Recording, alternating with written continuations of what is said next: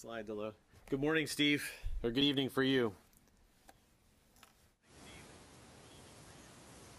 Good evening. Is it still any snow on the ground over there? You want to get started? If so, we'll let you do so. Otherwise, or we can wait here for another minute for your slide. Oh, there it is. You're up. Might as well get the show on the road, right? Okay. Well, good morning, Pentagon Press Corps. I want to start out today by thanking Canada for their commitment. On February 8th, the Canadian government announced its plan to expand its contributions. Canada will triple the size of its train, advise, and assist mission. We welcome this. Canada will increase its complement of military personnel to approximately 830. It will deploy troops at various headquarters to further support planning, targeting, and intelligence. As part of these efforts, Canada will deploy medical personnel to train Iraqi medics and to provide medical support to coalition members. Canada will also provide equipment such as small arms, ammunition, and optics to assist in the training of Iraqi security forces. The Canadians have been a trusted and valuable partner of this coalition since the beginning of the campaign. Whether it's providing aerial refueling and surveillance aircraft or trainers to advise and assist, they've shown great resolve and continue to enable this fight. The United States, Canada, and the rest of our partners remain unwavering in our commitment to destroy ISIL. With that, I'll move to the map, give you a quick operational update. In Ramadi, deliberate clearance operations continue. Iraqi security forces have control of the city, although there remain untold thousands of IEDs in the city and the threat of enemy harassing attacks and acts of terror persists. Between Beji and Tikrit, which is star number 2 on your map if you're looking, ISF continue to retain and defend that territory. In Sinjar, which is star number 3, Peshmerga forces continue to hold and improve their defensive positions. Coalition forces have conducted 4 strikes in that area since last week. That's the wrong map. Moving south to star number 4 near Fallujah, ISF continue clearing operations along the Thar Canal. In Mosul, which is circle 1 on the map that's not up, since last Wednesday, the coalition has conducted 19 airstrikes. In Deir ez-Zor, circle number 2, we conducted strikes against the Omar gas and oil separation plant.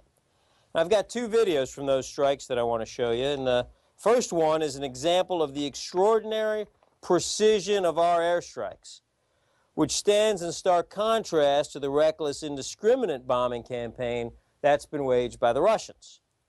Video shows the weapon striking the plant at the end of the pipeline, which you'll see illuminated in the video. So, Divids, if you can roll video number 1, please.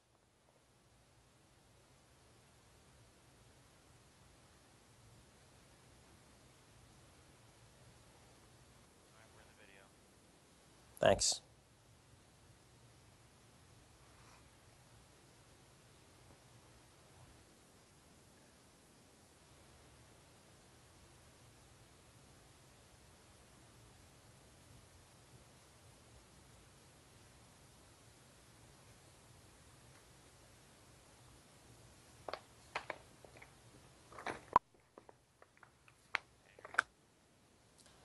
The second video that I've got teed up today is of a strike against a wellhead in that same oil field. This strike shows a single munition which has been weaponeered to most effectively attack the wellhead and ensure that it cannot be quickly repaired. And one note on this is the crosshairs in the video are not the camera's aim point. Or excuse me, the crosshairs are not the weapon's aim point, they're the camera's aim point. So the munition hits exactly where the pilot wanted it to hit. So, Davids, go ahead and roll that second video, please.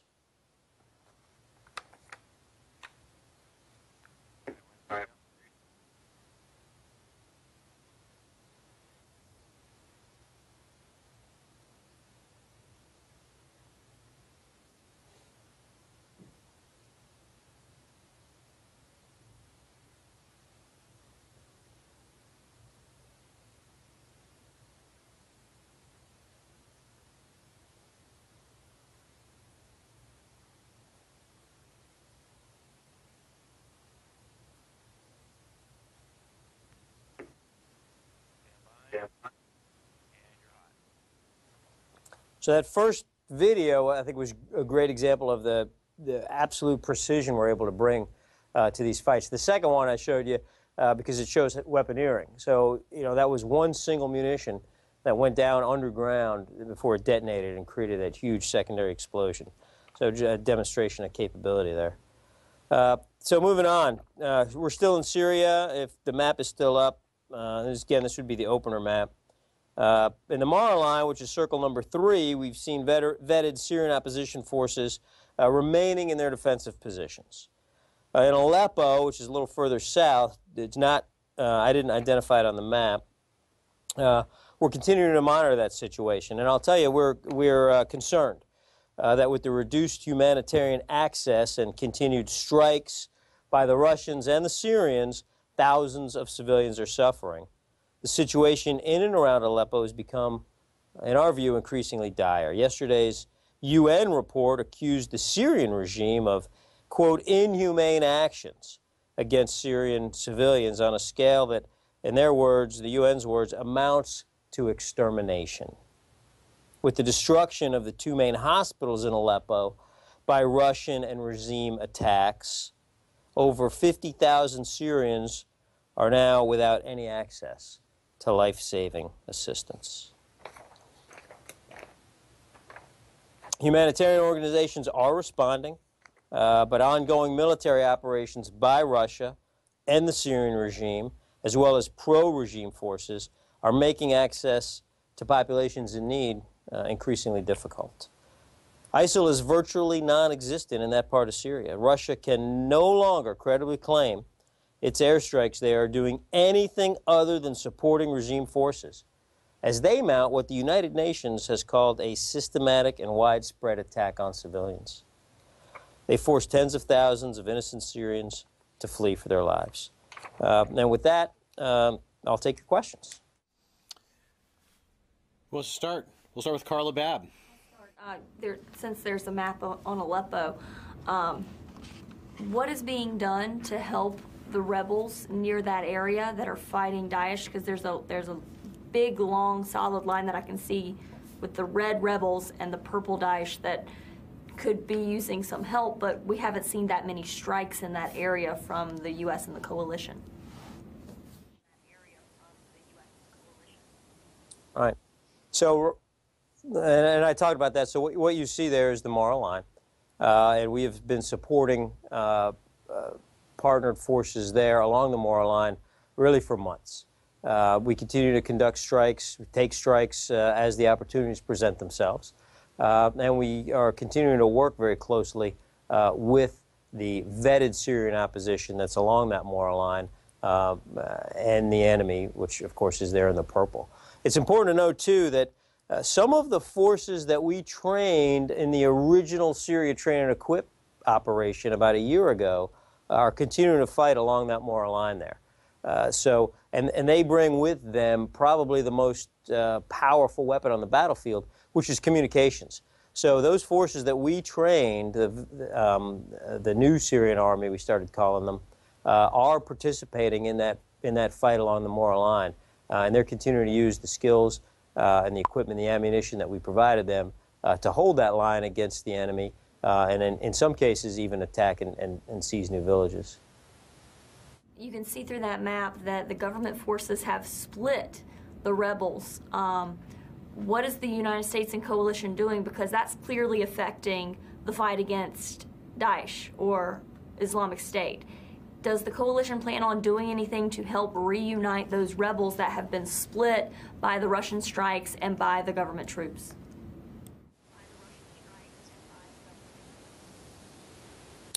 Well, I'm not sure I agree that it's clearly affecting the fight against ISIL there. In Aleppo, that north of Aleppo, the area where the regime was able to kind of create some space in between the opposition forces in Aleppo and other opposition forces north in what we call the Afrin pocket there. That's the kind of brown area you see on your map. Because those forces are isolated in Aleppo, is not impacting the ability of forces along the Mara line to be able to fight against ISIL. On the humanitarian aid, any talks of efforts by the coalition to get humanitarian aid into Aleppo or try to establish a safe zone for people who are trying to escape?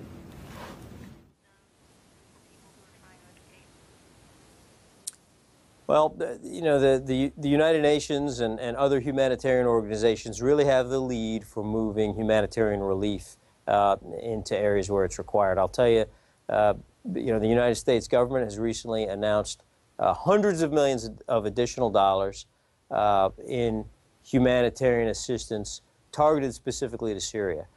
So the U.S. government is continuing to focus on that. Operation Inherent Resolve, here in this task force, our focus really is to defeat ISIL. And so that's where our focus remains. Okay, and my last question goes back to your video. What's the update on how much of the oil production has been destroyed? And is it still cost effective with the decreasing price of oil? Is it costing the U.S. and the coalition more to strike these oil wells than they're actually producing?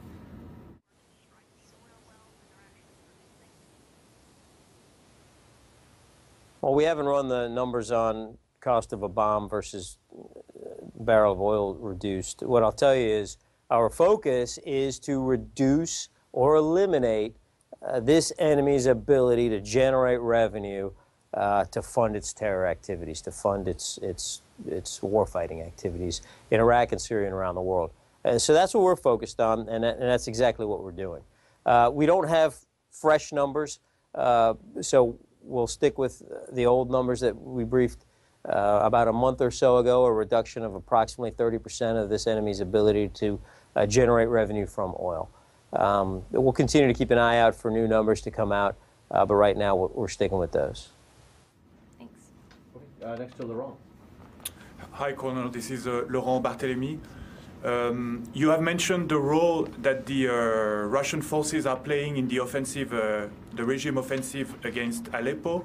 Can you characterize this role? Can you say, for instance, how many strikes the Russians have done on Aleppo, or if there are? Can you confirm? Can you say also if there are any Russian special forces involved in that fight?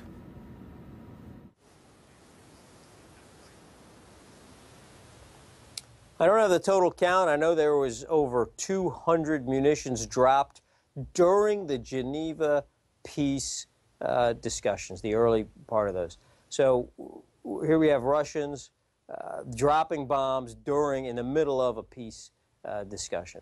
And that was over a course of about 2 days. Have not seen evidence of Russians on the ground there. They're primarily overhead, although we have seen Russian equipment brought to bear. We know the Russians are providing equipment both to the Syrian regime and to other actors that are on the battlefield there for their use. David Martin. Steve, Dave Martin. Just so I make sure I understand this map, you've got 3 areas, rebel control, government control, Daesh control, and then in the northwest corner of the map, you have another area that's colored beige, but doesn't have a label. What's the label that goes on that part of the map? That is Afrin Kurds. So that's Kurds. We refer to them as Afrin Kurds, just because of the geography there. This morning's press release on the strikes mentioned rocket strikes. Sound like surface to surface. Where are those coming from? So we conduct. So those are ATACMS or HIMARS, depending. I don't know specifically what that strike was, but that's some of the capability that we have. We've got it in. We've got Paladins in Taqadum, primarily used as force protection, which haven't been used really much. And then we've got some at Al-Assad. We do have some HIMARS capabilities there, which we use, you know, as required. It's another arrow in the quiver. It's a great system because it brings an all-weather capability. It's a great system because it's very rapid. It doesn't have to reposition. So it's just another method of strikes. Next to Tara. Hi, Colonel Warren. One on Aleppo and then move to Libya. The comments you made earlier about Russia, they seem to be a harder line on what Russia has done to Aleppo than what we've heard from you previously. And kind of following on Carla's questions, what really can the U.S. do to help the people of Aleppo besides try to get Russia back to the table, to make these statements? What tactical things can U.S. military coalition do to help the people of Aleppo?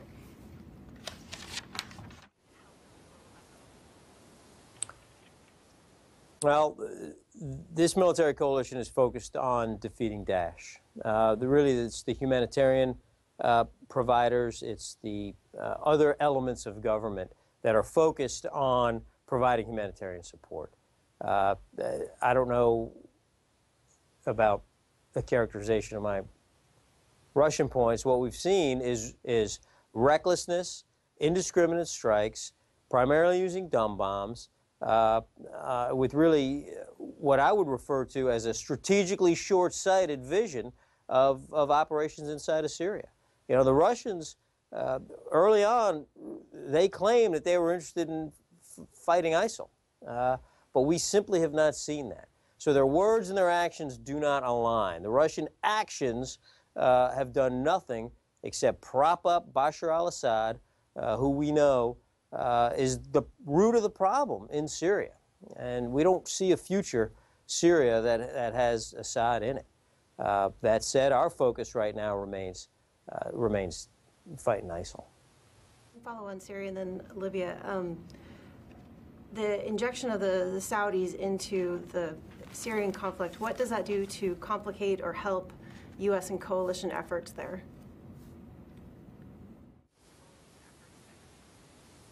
Well, the Saudis have been a part of this coalition for some time. They've conducted strikes in Syria, and we welcome additional strikes, and we welcome any other additional support that they're willing to provide. And, you know, the Secretary of Defense is right now meeting with many of our coalition partners to talk about exactly that. What more can coalition partners do to contribute to this effort?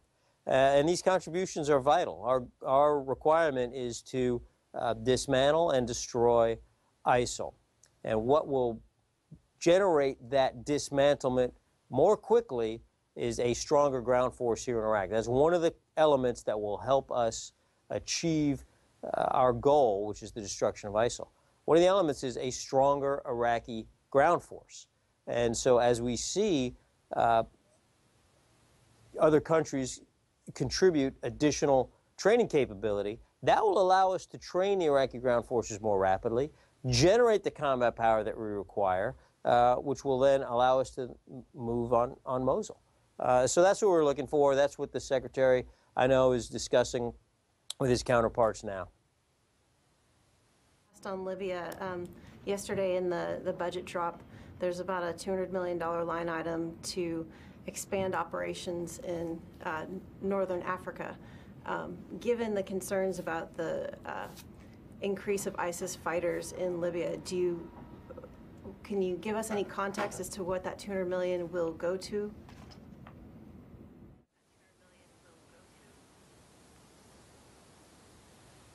Well, I don't know what that $200 million is for. That's Libya.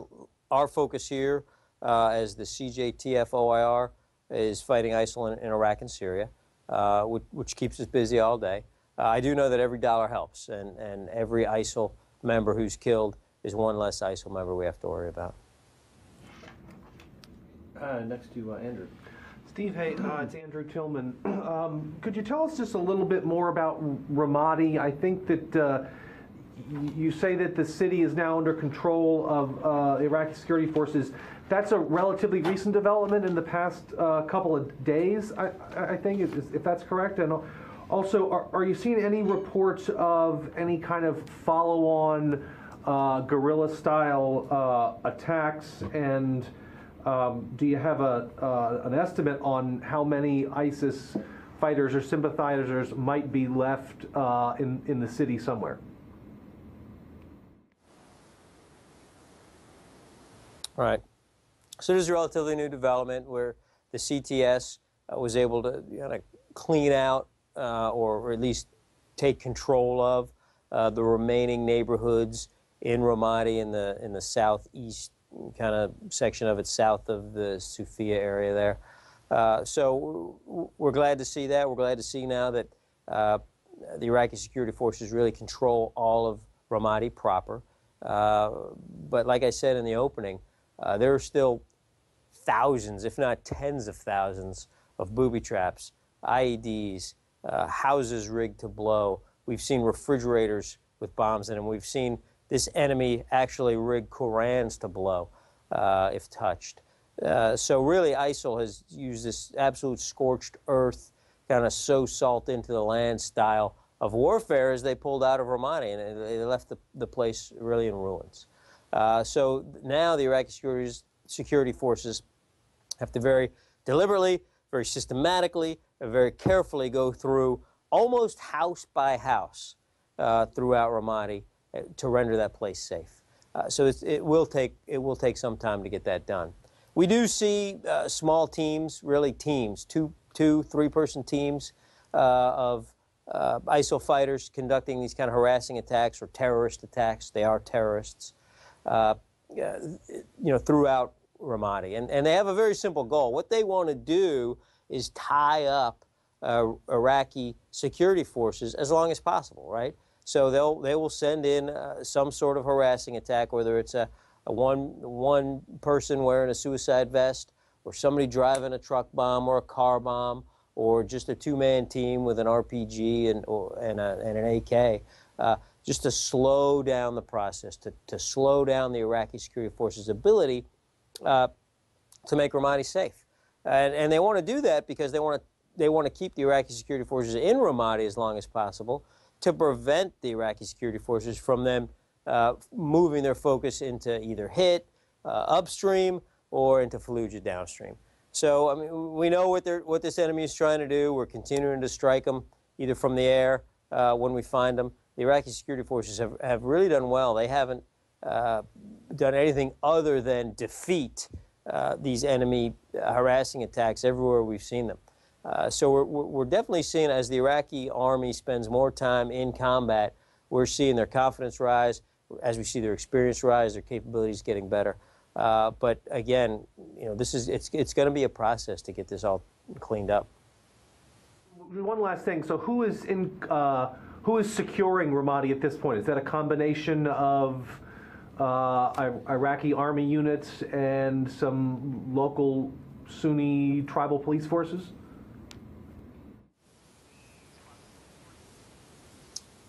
Yeah, there's a combination of forces securing Ramadi right now. The CTS generally has the lead for clearing a neighborhood, although in many cases there are also regular Iraqi army forces clearing other neighborhoods. But as a neighborhood is cleared, then either the CTS or the army will turn that neighborhood over to a hold force. There are two flavors of hold force. There are Sunni tribal fighters, and there are police, both of whom have been trained in one way or another. Our Italian partners, the Carabinieri, have trained over 2,000 police officers, many of whom are part of the hold force in Ramadi. The Sunni tribal fighters have been trained by the Iraqi army with oversight provided by the coalition. So again, to sum it all up, CTS and Iraqi army will clear a neighborhood. When that neighborhood is cleared, they will turn that neighborhood over to either police who've been trained by the Italians, or they'll turn it over to tribal fighters, Sunni tribal fighters, who've been trained by Iraqis, which are provided oversight by coalition. Brian. Just to go back to the earlier Canadian announcement, so within a few weeks, the coalition is losing access to 6 CF-18s in addition to the B-1s that left a few weeks ago. Can Could you help me really understand how this doesn't really represent a big loss in capability of assets available to the coalition? And can you say if there's anything new that rotated into the area to make up this gap?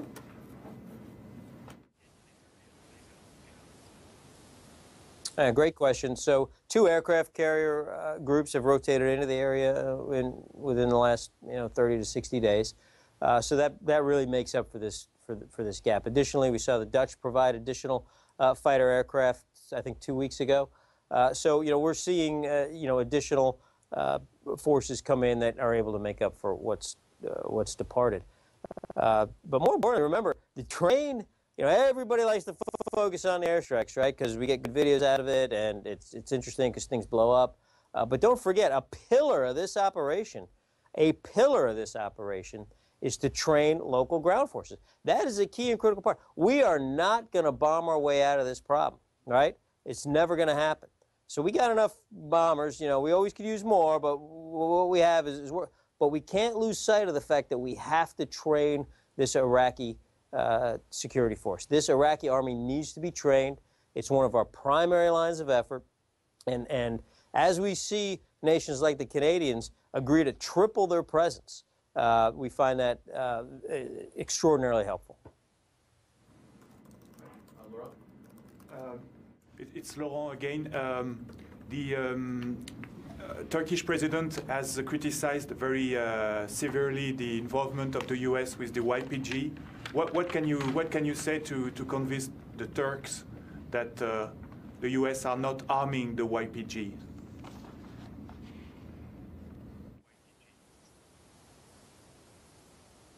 All right. Well, I'll tell you that the Turks are a NATO ally and a long-time close friend of the United States of America, and we understand their concerns, and we work very closely with them at the diplomatic levels to give them exactly those types of reassurances. Carla again. Hi, Colonel Warren. Carla again. Have you seen any problem areas forming in Iraq? Are there any areas that the coalition is focusing on because the Islamic State has made gains?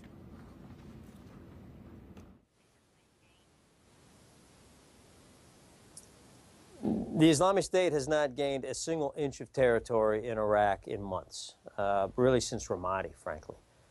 So it's important to note that, yes, they still have some capability. Yes, they've still got a little bit of fight left in them, but we have pummeled them. They have been struck from the air. Their finances have been devastated through our dash cash strikes. Their capability to fight has been crippled. Their ability to move has been largely restricted. And this is a combination of devastating air power from this coalition and an increasingly competent Iraqi security force. So this fight's not over yet. We still have some fighting left to do. But understand this. This enemy is on its heels. They are in a defensive crouch right now. We are seeing examples of executions conducted by ISIL leadership of their own people for throwing down their weapons and running away from a fight, for giving up in places like Beji, Sinjar, and Ramadi. And so that's showing, the egg is starting to crack a little bit more. And eventually we're going to see nothing but yolk on the ground. So I think that's something that we all need to keep in mind. In Iraq in particular, these offensive operations are beginning to have an impact. Louis. Hey, Steve, it's Louis. A question about Aleppo. You spoke earlier about how the situation there is increasingly dire. What significance is it to the fight against ISIS if the regime coalesces around Aleppo again?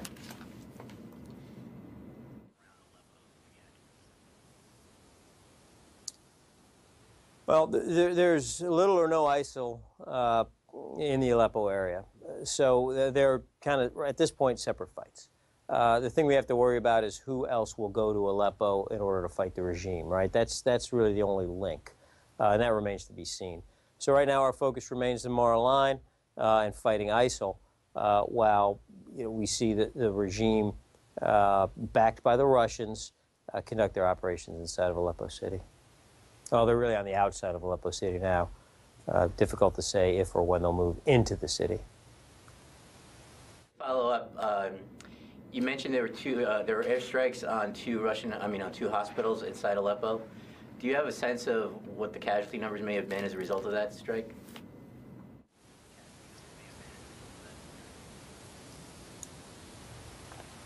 Yeah, Louis, unfortunately, we don't have a casualty count from those strikes. Certainly, we do know that the elimination of those two hospitals now leaves at least, we believe, 50,000 civilians who don't have the ability to get to a hospital and to get often care that would save their lives. So I would submit to you that the casualties from those strikes continue to mount as citizens and civilians who are unable to get to a doctor, unable to get to a hospital, then suffer and potentially even die from whatever ails them. All right, anybody else? One more from Tara. So would 50,000 be your estimate of the current civilian population of Aleppo? Is that correct? Is that a correct assumption? No, the 50,000 is the population around those two hospitals that fed into those hospitals. Inside of Aleppo, we believe it's very difficult to get a number. And, you know, we know at one point Aleppo's population was over 3 million. I've seen various numbers, but I think we can go with a ballpark of around 1 million, maybe less, inside of Aleppo at this point. Because we hadn't asked in a while, are there still about 3,500 U.S. forces in Iraq training, and could you give us a breakdown of what their roles are right now?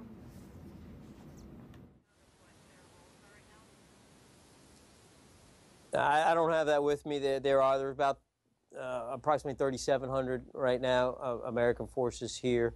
It's been steady at that number for quite some time.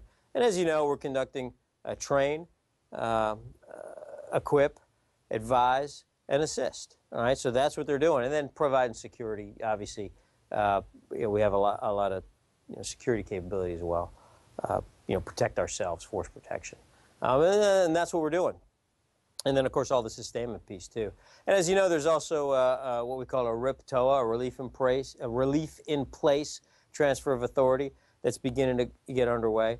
So we've got personnel from the 101st Airborne Division who are beginning to flow in and replace personnel from the 82nd Division who are flowing out.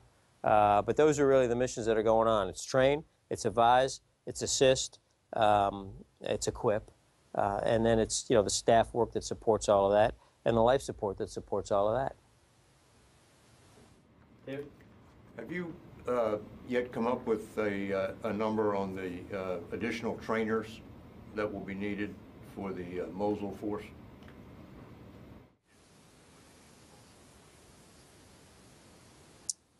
Well, we haven't.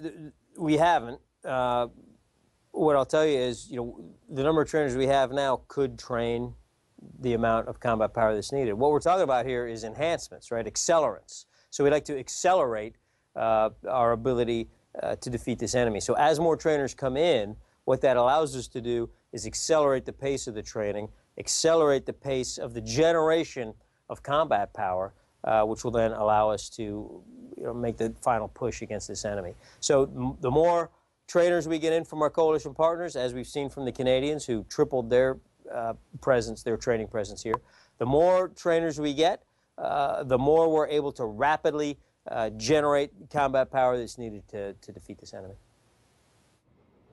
Back to Andrew. Steve, it's Andrew again. Just back to Anbar. Outside Ramadi, have there been any operations, significant operations, other than just this ongoing clearing in Ramadi? Anything in Haditha or the what you've called the shark's fin? Any other activity?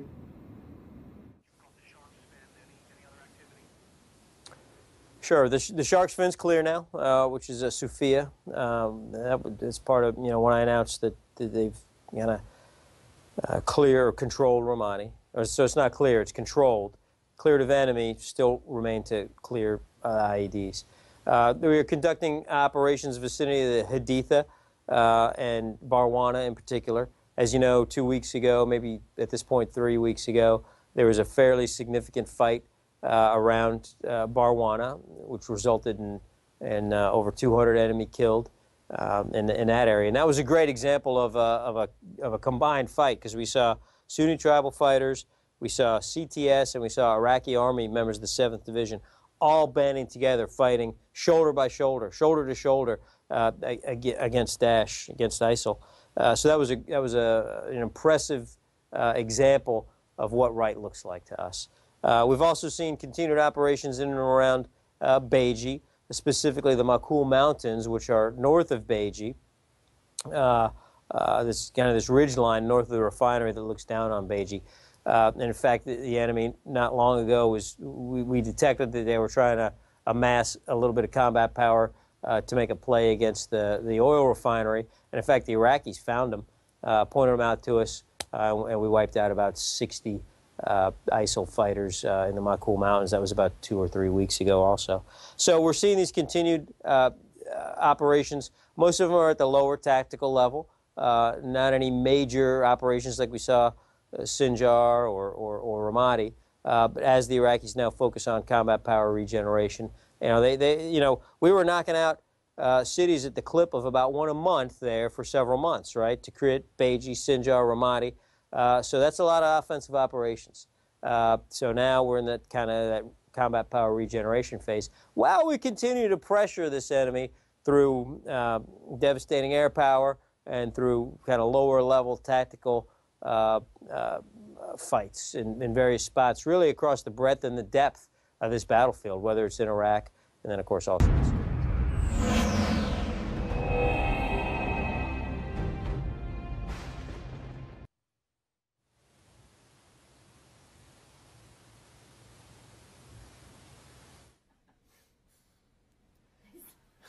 You probably didn't hear it. Jeff, I didn't hear a word you said, but I can hear you now. Okay. Oh, we just had some dramatic Hollywood-like sound effects superimposed over your narrative. It was stunning. Like we couldn't have planned it any better. I don't know what it was, but anyway, back to you. I think we're actually almost done, unless anyone had anything else. Steve, any closing comments from you?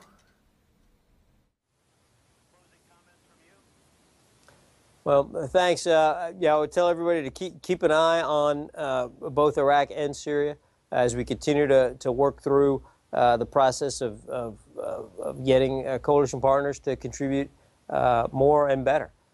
So I'll see everybody next week. Great. Be safe. We'll see you soon.